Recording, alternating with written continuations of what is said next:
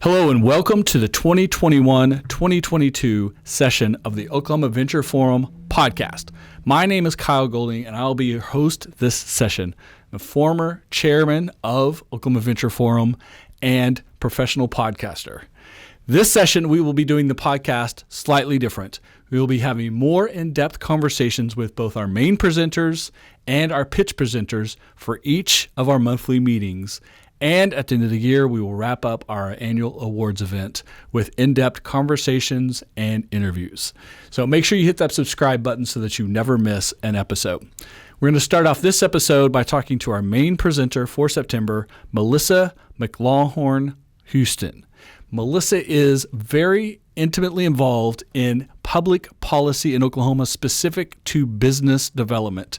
She's working on a lot of things at the Capitol in her role as founder and principal of 929 Strategies, but her background is extensive in public policy, working for the Oklahoma Department of Homeland Security, for the Labor Commission, and other appointed political positions. So Melissa has great insights into how the political arm works of creating an economic opportunities and viability in the state of Oklahoma. She's working directly with Governor Stitt, Lieutenant Governor, and his team on providing new, better policies to move the state forward in 2021 and beyond. Today we have our main presenter, Melissa Houston. Melissa, introduce yourself to the listeners and tell them what you're going to be speaking on today.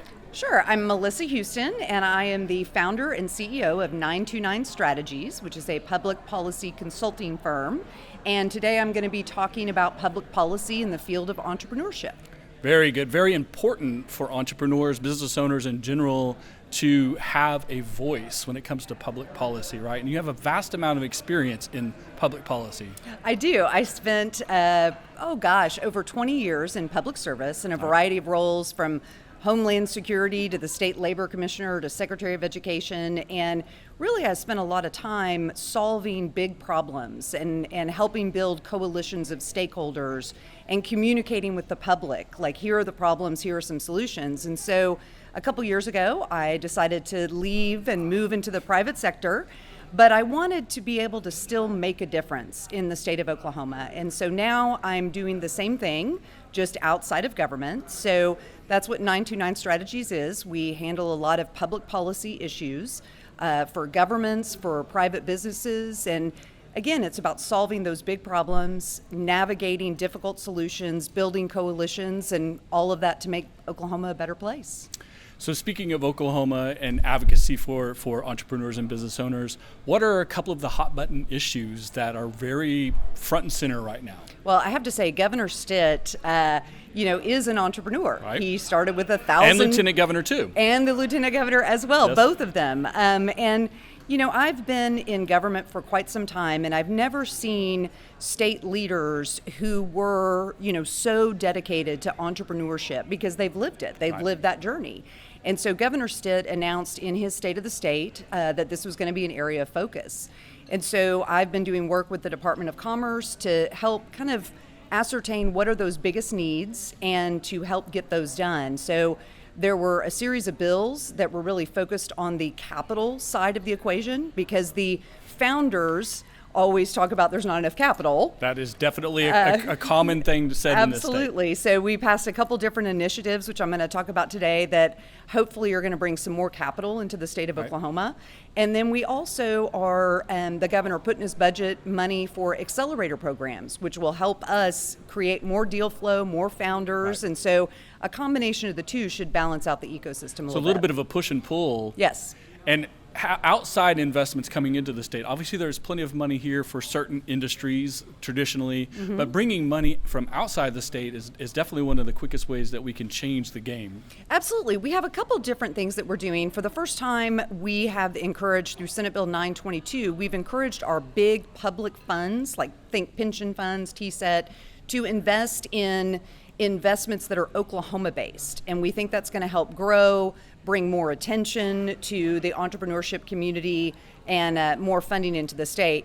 I'm working on the State Small Business Credit Initiative, otherwise known as SSBCI, which will be bringing in another $56 million in federal funding to seed additional businesses. It has to be leveraged with a one-to-one private match. Okay. So, I mean, that's $100 million just right there.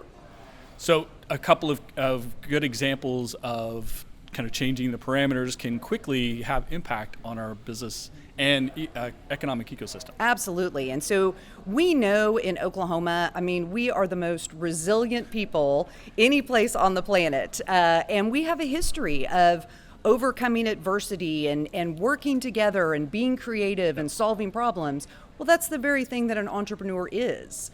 And so we hope by having more capital in the system and that natural ability we have of resilience and creative problem solving, that we can have more founders. Now we have more money, and hopefully that will really change the trajectory of our state.